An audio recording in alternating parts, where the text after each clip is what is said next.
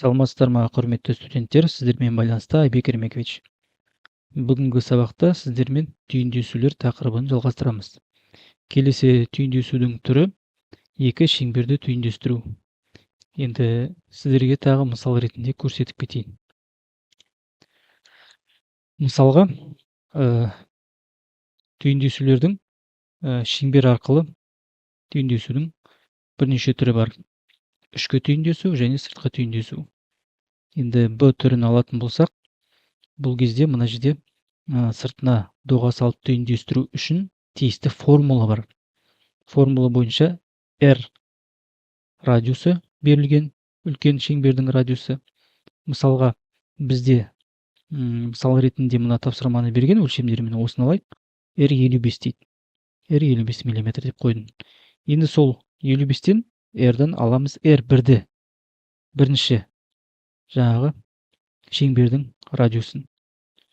Енді 55-тен жаңағы 10 мм радиусы 10 мм бізде, 10 мм алсақ бізде 45 шығады. Мына жерге бірден салып кетейік, сол 45-ті. Доға радиусы 45. Бір доға саламыз. Келесі, мына радиусын өзін алып тастайын. Келесі R радиус алынған R2 дейді. R2 бізде 20. Сонда 55-тен 20 аламыз. 55-тен 20 алғанда бізде 35 қалады. Доға саламыз, центр арқылы саламыз. Міндетті түрде мына жаңа деген радиустың центрлері арқылы салыну керек. Егер көрсетіп жіберейін, егер де R1-ді біз есептеген жағдайда жаңа R-дан R1-ді алдық, ол дегеніміз радиус 55-тен R1-дің радиусы 10-ды аламыз. Сол кезде бізде 45 шықты. 45-ті мына радиус 1-дің центріне қоямыз. Ол бізде мына жерге центрге қойдық, сосын жаңағы өлшемін жаздық. Дәл сол сияқты. Қайтадан көрсетіп жіберейін. Доғаны алдық, центріне қойдық, сосын радиусы R-дан R1 алғанда, 55-тен 10 алғанда бізде 45 шығады. 45 жаздық. Бірінші доғамыз. Келесі, екіншісі де дәл жаңағыдай, тек қана R2 радиустан R2-ні алып тастаймыз. Ол дегеніміз мына 55-тен радиус R2 20-ны аламыз. Сонда бізде 35 қалады. R2-ның центріне қоямыз. R2-ның центрі міне. Енді 35 жазамыз. Сіздер циркульмен өлшейсіздер. 35 мм центр инені бірінші жаңағы деген R1-ге центрге қоясыңдар, доға саласыңдар. Екіншісі циркульдің инесін R2-ның центріне қойып, екінші доға саласыздар. Сол кезде екеуі қиылысады. Қиылысқан нүктесін мына жерде белгілеп кетейін. Тағы да ол бізде O нүктесі болсын. O1 деп жаза беруге болады негізі.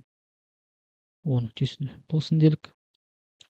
Енді осы O нүктесі арқылы міндетті түрде мына центр арқылы қазір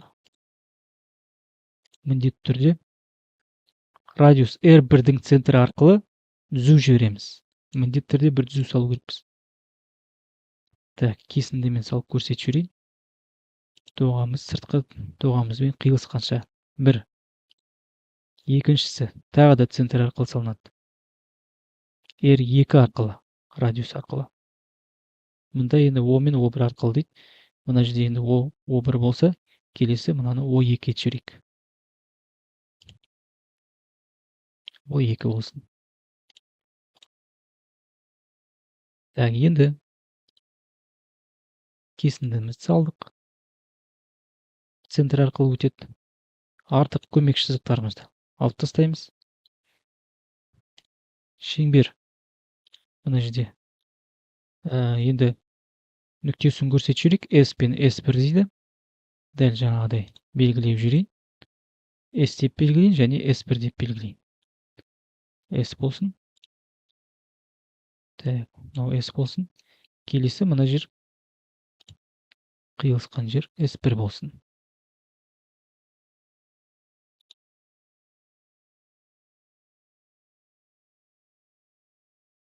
S1.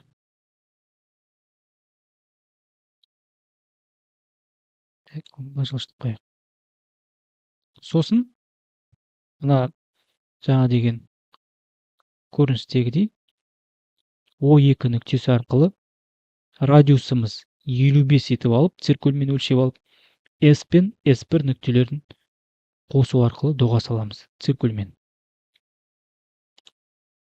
Центріне қоямыз циркульдің инесін, S нүктесіне бастап, S1-ге дейін қалың сызықпен қосып шығамыз. Мына. Негізі енді ол жалпы мынау шеңбердің бір бөлігі, доғасы. Негізі ол мынандай үлкен бір шеңбер негізі салынатын, міне көріп тұрсаңыздар. Сондықтан бұны бізде ішкі түйіндесу дейді, өйткені шеңбер міне ішінде қалып қойып тұр. Екі шеңберді қосқан кезде. Біз қажетті доғасын тек қана аламыз. Сонда мына жалпы ішкі түйіндесуді орындау үшін R алынған R1 дейді. Бірінші радиусты алып тастаймыз, мына үлкен радиустан, екіншісі үлкен радиустан R2-ні алып тастаймыз. Сол кезде жаңағы деген центр арқылы салған кезде қиылысады. Қиылысқанда O2 нүктесі шығады. O2 нүктесі арқылы центрден S пен S1 нүктелерін доға арқылы қосамыз. Ол бізде ішкі түйіндесу шықты. Келесі енді бізде мына жерде мысал ретінде келесі сыртқы түйіндесу бар. Сыртқы түйіндесуде формула бойынша ол кері қарай, керісінше. Берілген радиус R дейді. R радиусы бізде 20. 20-ға қосамыз R1-ді. R1 бізде 10. 20-ға 10 қосамыз біріншісінде. Екіншісінде берілген радиус. Оған R2-ні қосамыз. R2 бізде 20. 20-ға 20 қосамыз 40 болады. Енді соны мысалда көрсетейін. Доға командасын алдық. Біріншісі енді R1-ден бастайық. Центрге қоямыз. R-ға R1 қосқан кезде, 20-ға 10 қосқан кезде 30 шықты. 30 деп жазамыз. Сосын доға салдық мына жерге. Енді бұны жіңішке сызықпен қойын. Шатасып кетпес үшін сіздерге. Мына 20-ны алып тастайын. Әзірше. Келесі. Екінші R2-нің центріне қоямыз. Мына шеңбердің 20-ның центріне қойдықта. Тағы да есептейміз. Формула бойынша R плюс R2. Сонда бізде 20-ға 20 қосамыз. Мына 20-ға берілген 20-ны 40 шығады. Доға саламыз. 40 мм-мен. Ол да бізде мына жерде қиылысады. Екі жаңағы доғамыз қиылысты. Енді қиылысқан нүктесін көрсетеміз. Мына жерге қиылысқан нүктесін қойдық. Енді доға арқылы қосуға болады. Бірақ енді манағыдай бірінші центр арқылы доғамыз қай жерден бастапқы нүктесі, қай жерге дейін екенін көрсету үшін, білу үшін мына көмекші сызықтарды жүргіземіз. Центр арқылы жүргізілу керек міндетті түрде. Мына нүктеміз бізде O2 дедік манағыдай. O2 болсын. O2 нүктесі болсын мынау. Келесі енді O нүктесі S, S1 дейді. Дәл манағыдай S және S1-ді аламыз. S нүктесі болсын және S1 болсын.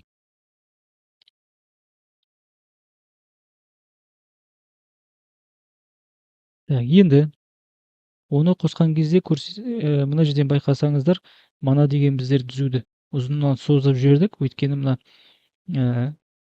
түйіндесетін доғамыз сыртқы бөлігінде болды. Енді ішкі бөлігінде. Бірақ енді ішкі түйіндесу деп аталады. Бұл сыртқы түйіндесу, өйткені шеңберіміз сыртында тұр негізі. Мына екі шеңбердің сыртынан үшінші шеңбер болып салынып тұр. Сондықтан нүктесі мына жерде тұр. S пен S1 нүктесі. Белгілейміз S пен S1-ді. Мына жерде S нүктесі белгіленді. Мына жерде S1. Енді келесі доғамен O2 нүктесіне центрін қойып циркульдің S пен S1 нүктесі арқылы доға саламыз.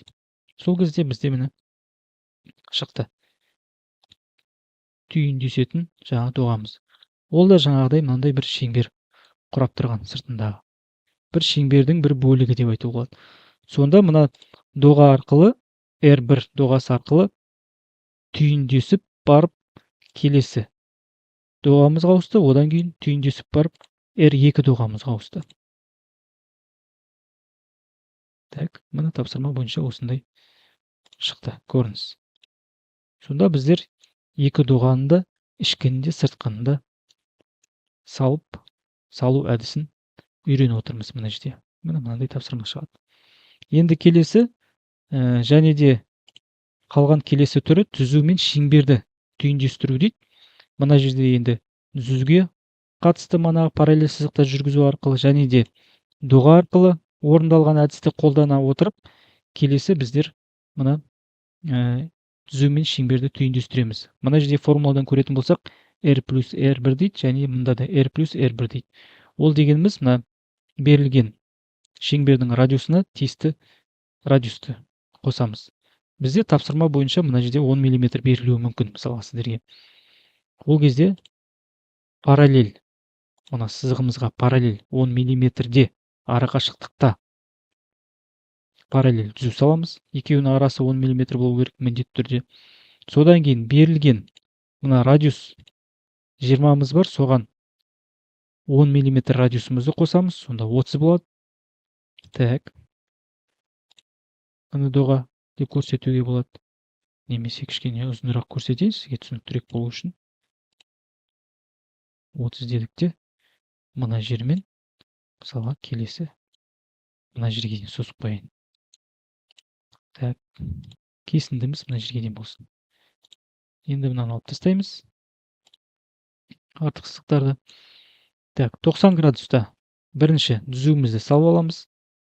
Нүктені қиылыстыру үшін. Так, мына жерде деген бізде нүктеміз болады. Ол бізде міндетті түрде 90 градуста төмен түзу салынады. Мына жер 90 градус, мына айтып отқаным. Тағы да түзуге 90 градус құрау керек. Және де екіншісі центр арқылы қосылады. Оны нүктеміз десек, ол бізде центр арқылы. Оны нүктеміз центр арқылы қосылу керек міндетті түрде. Оны нүктесі болсын. Центр арқылы қосылды шеңбердің. Енді келесі екеуін қостық. Тапсырмадан қарайтын болсақ, мына нүктесі С берілген, С және С2 дейді. С және С2. Так, енді мына нүктелерін салып алайық. Мына жерге саламыз. Және де мына жерге саламыз. Так, енді мына артық сызықтарын тағы да алып тастайық. 20-ны да алып тастайық, кішкене түсініктірек болу үшін. Параллель 10 мм-де арақашықтығымыз шықты. Келесі доға 20 мм радиусы болса, шеңбердің оған тағы да берілген 10 мм-мізді қостық.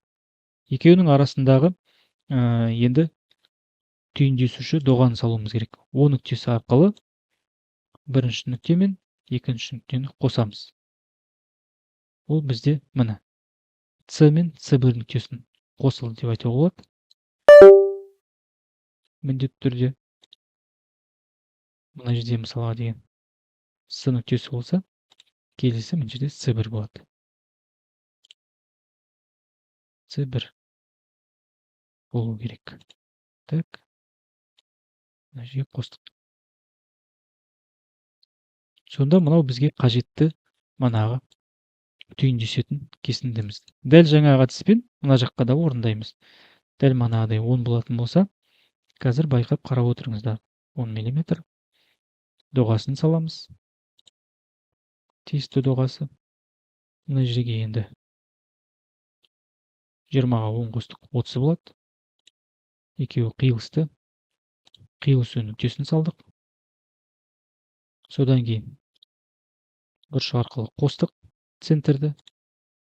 Және де бұнан 90 градусты түзу жүргіземіз. Так, енді артық сызығын алып тастайық. Екеуін қиылыстырдық. Мына жерде қиылысады. 1 және 2. О нүктесі арқылы сонда доға саламыз. Центр арқылы мына түзу мен шеңберімізді жалғап өтетін үшінші доғамыз біздің. Жанап өтетін деп айтуға болады. Енді мына көмекші жаңағы сызықтардың барлығын егер алып тастайтын болсақ, ол кезде бізде мынандай болып шығады. Так, енді тапсырма бойынша кетіргіш пен қажет емес сызықтарды мысалы алып тастауға болады. Мысалға мынаны алып тастаймыз, егер қажет емес болса. Сонда мынандай фигура шығады бізде. Көріп отырғандарыңыздағыдай. Міне. Осымен жаңағы түйіндесудің үш түрін қарастырдық. Назарларыңызға рахмет. Сау болыңыздар.